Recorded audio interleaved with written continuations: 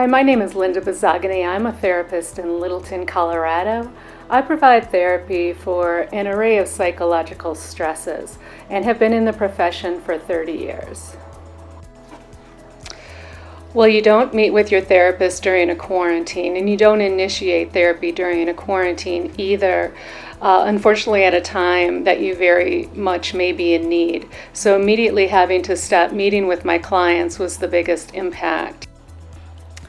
My clients and I adapted very quickly by moving to video sessions, and that is how we have engaged in therapy through the quarantine. Currently, as the world just begins to open, I'm still welcoming and encouraging video sessions, but for my clients who maybe prefer face-to-face sessions in the coming time period, I'll be ensuring all appropriate safety precautions.